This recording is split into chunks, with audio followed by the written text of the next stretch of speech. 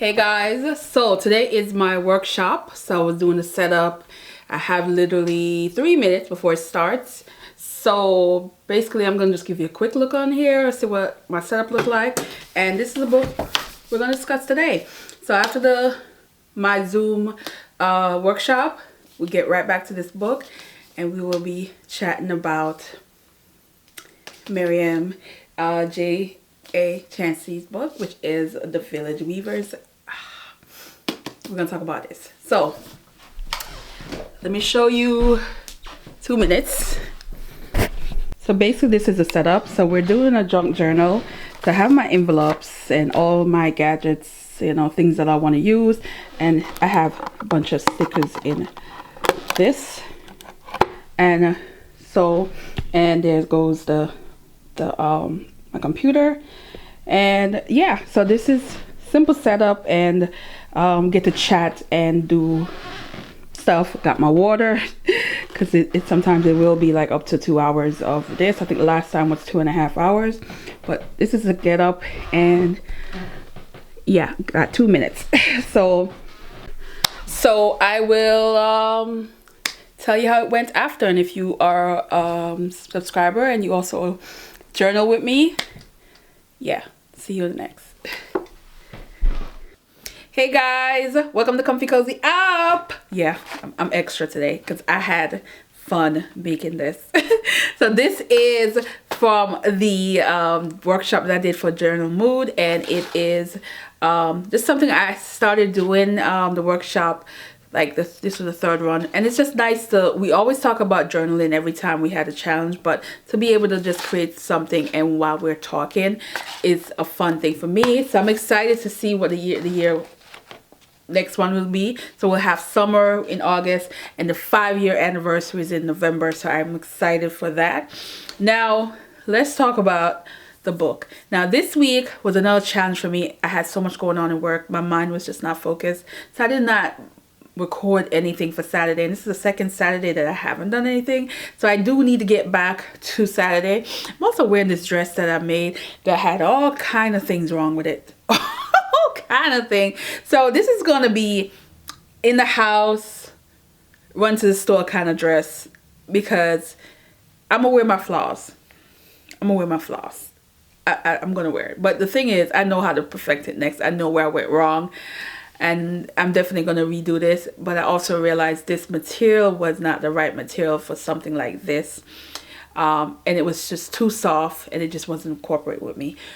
But we're going to wear it for this video. So yeah, let's talk about this. Let's talk about The Village Weaver. Let's talk about Myriam J.A. Chancy. Let's talk about Haitian author. Let's talk about the fact that it is also historical fiction. So we're going from 2002 and way back to 1940s. So you're getting a lot in this, and it follows 2 women. So they're older now, so there's something that you knew happened, and they're giving you the journey. So these are 2 women who became friends when they were young in elementary school, and they come from 2 different walks of life. You have Gertie. I know I'm probably going to pronounce her name wrong. She is come from a family where their name is just known. They have wealth, some form of wealth, and you know, the right side, the pedigree kind of thing. And they also have a lot of colorism issue going on in that family as well. So in this family, you have the mother who's just kind of there but not really, and a father who pops in and out. She has sisters who are trying to keeping up with the Joneses, trying to have this certain image that they want the world to see. And then you have the other woman who in this is a young girl who's, although she's more on the poor side and the living with her grandmother and her mother and her sister, but they're there nurturing her, even though they're struggling and they're having to do certain jobs to survive. They're there for her. So they both have what each other wants in certain aspect. Then when they became friends in school, they were so much into each other's life and they saw certain things. But at a young age, Sissy got this whole idea of that she's not accepted in a certain circle. So you are experiencing that. Then one day something happened that shatters both their life, and they never quite recover from it. So years had gone by. So in this, you on a journey. When they're getting married, they're having kids, they're moving across the world, what they had to do to get to the point where they are now in the much older age. And so I like the journey of this. It felt like an epic story because you're wondering what happened, but also you're learning so much about each individual life and what was happening during those parts. And then you also getting the things that was also happening in Haiti. And it really went back, because I think there's a period of this book that I didn't know about in Haiti, about that change in government and how it affects so many people's life who were able to escape, who had to stay. There's also that really heavy colorism things that happen, especially when you think of Dominican and Haiti. And in this, you have a father who is of both heritage, and then you have the whole idea where it kind of flip, where you know, there's that expectation if you are on the side of wealth that you will have a certain complexion, and in this it's like the opposite happened in this.